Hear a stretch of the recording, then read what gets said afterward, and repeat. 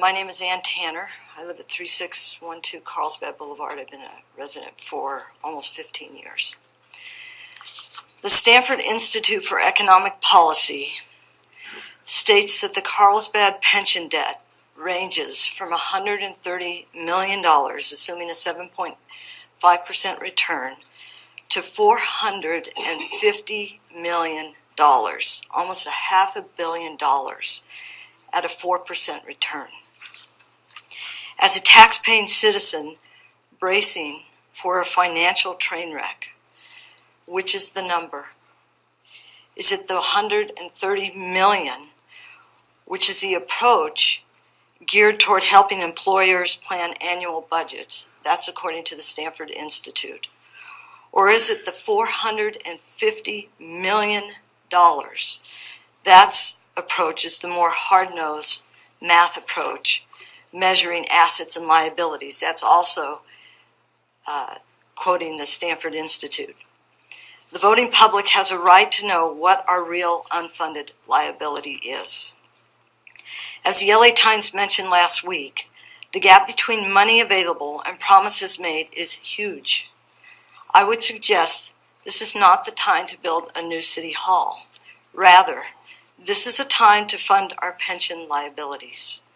Again, as a tax-paying citizen, please be forward-looking, especially to those who will be saddled with this massive debt in 10, 20, or 30 years. Please consider funding the pension liabilities now at 100%.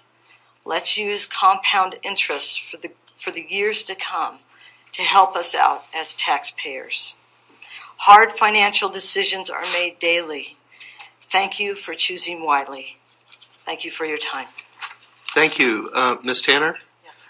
Obviously, you have been an elected official and you understand pensions very well. Carlsbad was somewhat of a leader and recognized by the state of California in 2010. Help me understand this. This just didn't happen. What thoughts would you have, especially when you were dealt with CalSTRS? How did you deal with that? Well, it's interesting because I remember sitting down with Mr. Schumacher when Mr. Schumacher was first on the board and trying to discuss with CalSTRS, the actual unfunded liability. If you remember, the number was $600 billion.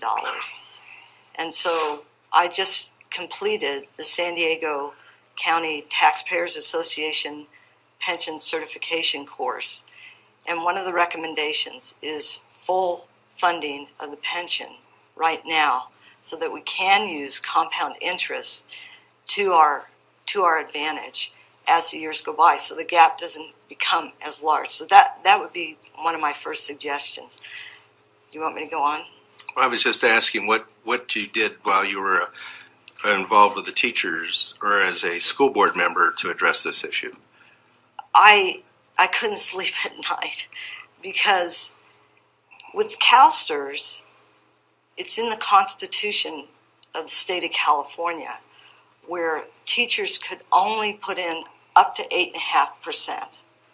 So what happened was it fell on the school board to put more and more and more money in, whereas the teachers didn't have to come back with putting as much money in.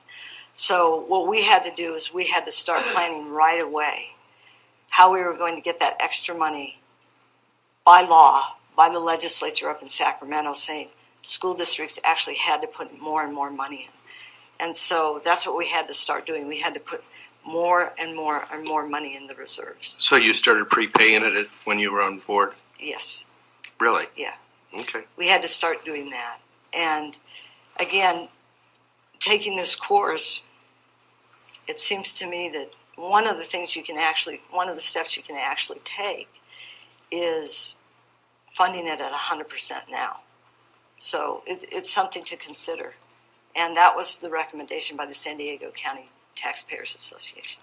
Well, there's a lot of ways to get to that number, I assure you. Yeah, it is. Thank you very much. Thank you very much.